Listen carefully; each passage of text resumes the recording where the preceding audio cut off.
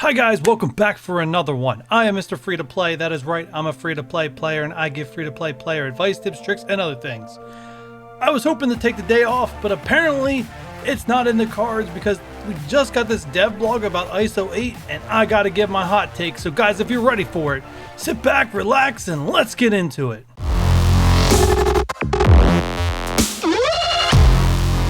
Alright, I'm not going to lie to you guys, I have read this thing 3 times over trying to make sense of all of it. Some parts of it are still a little gray and fuzzy of what they're trying to tell me, but mainly I'm going to go through this and give you guys my opinion of this article and what I think for the future. Even as a free-to-play player, what are my thoughts? So first off, it begins giving us a breakdown. Back in October of 2019, they did the first test play of Iso-8.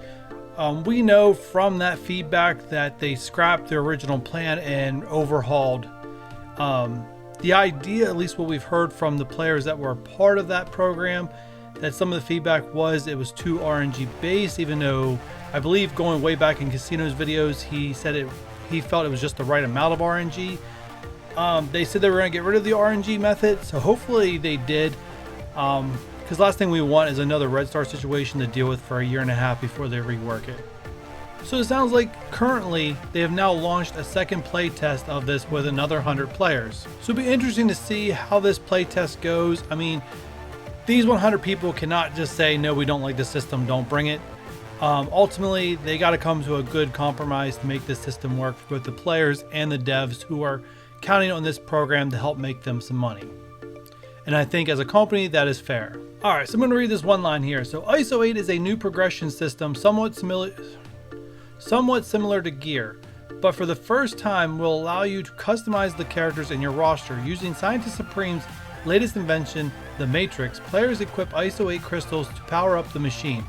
Each of these crystals will increase the power of one of 5 core attributes: health, damage, armor, resistance, and focus. Crystals will also be unique to certain traits such as protectors or blasters. So I'm assuming the first breakdown of these crystals will be, hey, there's 5 different types, but there also is a type of each characteristic, which that's like 25 different crystals right there alone.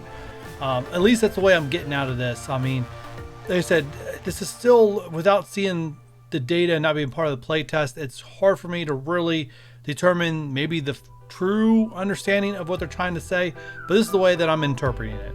Alright, so let's keep going here before I jump into things that are mentioned later in this blog. So you guys are getting a good picture right here of basically how these crystals work. Now I'm not quite understanding here. Maybe these are all just skill crystals, and that's for Nick Fury, skill character. So maybe that's what it is. This is going to be a new currency, but we'll get in later on in the blog. It looks like these crystals that are currently being used add resistance. It looks like these are resistance crystals specific to skill characters. Like I said, my understanding of what they're trying to tell me up here. Each type of Iso-8 crystal has a specific slot to equip to one of the 5 slots in the Matrix. If you have enough Iso-8 crystals of a lower level, you can fuse them to create a higher level Iso-8 crystal. Once the crystal in each slot in the Matrix, you can select a class for that character. Classes are part of the feature that allows for experimentation and theory crafting of Iso-8. Now, like I said, this is the confusing part. Like this whole entire beginning part. So as we plug these crystals in, like this resistance one, he's going to gain resistance stats. Like that's what I'm comprehending. Can resistance be mixed? So can we plug in resistance and a health one on the same thing? And like that's the part. But basically, my interpretation is once this is filled with 5 crystals, you're going to be able. This is going to activate, and you're going to be able to select a class. That's the way I'm interpreting it here. And then these are some of the classes here that you can have. So you can see there's a striker, fortifier, healer, the skirmish. You can see another one down here. The one that's missing is raider, is the other one. So you can see like striker enhances attacks, gives an extra attack. Fortifier protects themselves by reinforcing a barrier. Healers heal most of vulnerable ally each turn and clear mark. Skirmishers you can't really read, and raider we really can't read, so I don't know what those are about. But you kind of get an idea of what they're going to do. They're going to add new abilities and to characters that don't currently have. So it'll be interesting to see how this works out. So here's an example of Nick Fury getting the fortifier level. He has level 1, so he's going to get barrier, 10,000 barrier plus 2% in the max health. So it'll be interesting to see how that works. And then you get a picture of like how the upgrade. Now they cut out like how do you upgrade them, but from reading later in the blog, it looks like this new currency is what's going to be used to upgrade this, so you don't need gold or any other current resource in the game to do this. So the next one here, they get a little screenshot of Luke Cage's, which is they're marked with a purple icon, is a new mechanic coming along with Iso-8, which increased incoming damage by 10%. Okay. Mark brings out a full power of someone's other Iso-8 classes, including the Striker, which gains an additional attack against marked enemies, doesn't expire, but will consume it. A skirmish can flip positive effects against marked targets, and healers can clear marked from allies. This sounds very complicated. It's going to be interesting to see how this works. Like, how does a character get marked is another question. I don't really understand. So hopefully they explain that further on, but right now we know they get marked somehow, and we know it activates other abilities that can be used on those characters. The next slide we have here basically says with this release we're going to get a new campaign, which is how we're going to earn these Iso-8 crystals and the currency that goes along with these Iso crystals. And it's not going to use your regular campaign energy. You're going to get a whole entire different energy to spend on this campaign, which raised more questions. There is a Q&A at the end. We will go through the Q&A at the end then. I'm fully expecting this campaign to be super hard. I'm only expecting people that are in the late game, or late-ish game I should say, to be able to take on this Iso-8 campaign. I don't expect them to make it easy. I don't think Iso-8 is something they want people to have until they get later in the game. It sounds like an add-on after you've beaten most of the content in the game. So it looks like this is going to be their big release of the year. They're estimated right now late September, early October. That's about the same time we got Ultimate 7 raids last year. So it'll be interesting to see what happens, if it will hit that deadline or not. Like I said, obviously these testers, one way or the other, they're going to have to come to a compromise to make the system work for the devs, because this has got to move forward, right? They can't keep postponing it. It cannot not come.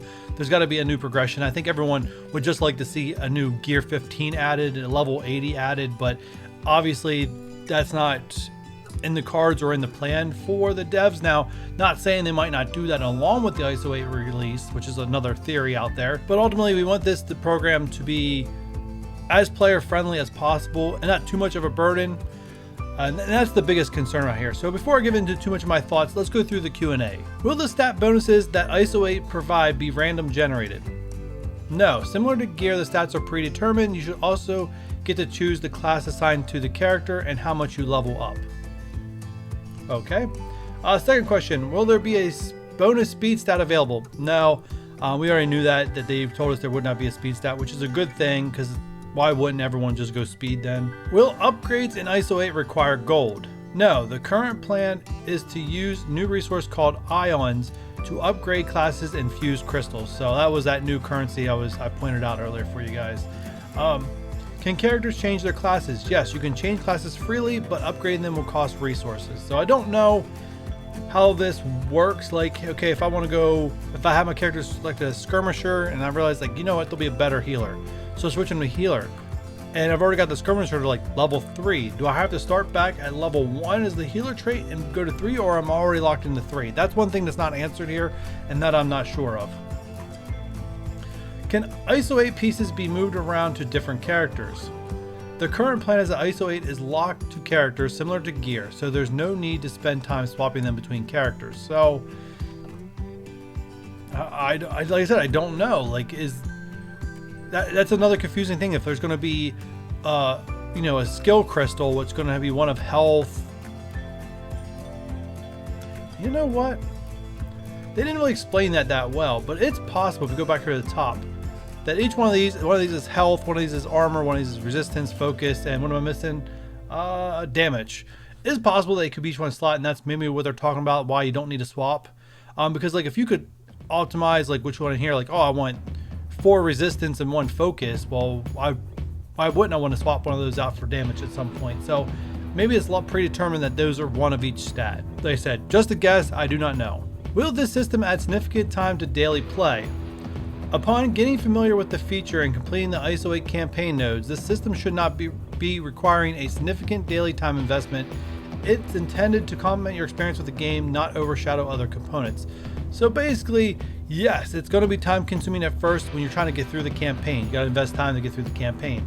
But what they're saying is that ultimately it won't take any more time investment than what it would take to gear a character, to level up a character, to upgrade skills. They're saying that's same time, same investment, nothing different. So overall, nothing like it's not going to take you an additional 30 minutes a day just for this feature, right? It might be an extra 5 if you're upgrading that day. We don't even know how fast you can upgrade characters. I'm expecting a slow progression.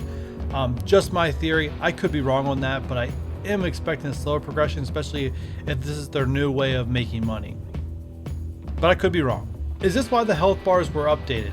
This is one of the reasons, yes. The previous pip indicators had essentially reached their maximum limit, and not changing them would make Iso-8 bonuses very difficult to visualize. So I'm assuming that do we see it here with them? Like, I'm not seeing a difference with the health bar here, but then again, work in progress. Maybe it'll be different when it's actually live. They added one here. Are these Iso-8s going to be added to the AI and PvE environments? There is no current plans for characters in existing PvE environments to retroactively have Iso-8 added to them. Conversely, PvE content released after Iso-8 being introduced is more likely. So yeah, it's the same thing with like red stars like that. Like a lot of like the beginner nodes don't have red stars in them at all because red stars didn't exist then, and a lot of the content that was created after red stars have red stars involved in them. So this is this power creep that's going to make things like Dark Dimension 3 easier for players when they eventually get there and stuff like that. This is the reason that content becomes easier over time, and that players that start picking up this game now will get to this content and get through it faster than what we did, right? And that's kind of how these things always work. Now, my thoughts and opinions on all this, guys. As of this moment, I have nothing negative to say about this as it's being presented, right? They got to do something to keep this game fresh. They got to do something to generate income for their business, right? Red Stars is getting old. You know, you see a lot of the upper echelon players that spend a lot of money in this game getting to the point where a lot of their characters are 5 and 6 red star characters and a few 7s. And like I said in my dev blog on this past Sunday, I am cautiously optimistic that this is being done right. This will be good for the game. This will prolong the longevity of the game and make it more interesting. And not only that, will be a positive thing for the community. Like I'm on that level, right? I don't, everything that I've seen in here looks good. I don't know how much of a grind it's going to be. I'm not sure if this is going to be more pay to win. We do not know how easy or hard it's going to be to get these crystals. If they're giving us a campaign for them, I imagine at least it should be somewhat easy. Like it seems that way. I'm just like curious. I'm really am curious to see how this all shakes out. Or is the campaign just to give you the ion credit and the crystals are a rare drop? Or character shards going to be available in this campaign? I mean, I wouldn't think so right now, but honestly, I do not know. But guys, that's where I'm going to end this one. Please give me your thoughts and opinions down below, because obviously I think this is going to come up again on Sunday's hot take. So I'd probably like to address some things, especially if I said anything wrong that's been corrected. I would like to be able to correct myself if that's something that comes up, or just share other thoughts and opinions that's out there with this new game mode. I mean, are you worried? Are you already in the mindset like I'm just going to quit because it's something new, or you know, or how do you feel they could handle it better? Like I said, at the end of the day, I think it's cool the direction they're going. I'm just concerned that it might be too much to manage, but we do have an amazing community out there that does break this down for us. I mean, just Casino's group of people alone, you know, give us all the breakdowns of short to win blitz teams, top arena, top defense arena, top war teams. Like, you have all that data out there for us. So as an individual player, without the help of a community, maybe it could be overwhelming. I don't know. You guys can let me know in the comments down below, but that's where I'm going to end it. Before you guys go, don't forget to hit that like button. If you're new here or have not done so already, hit that subscribe button. And if you don't want to miss these kind of videos, turn that notification bell on. And with all that said, guys, I will catch you on the next one.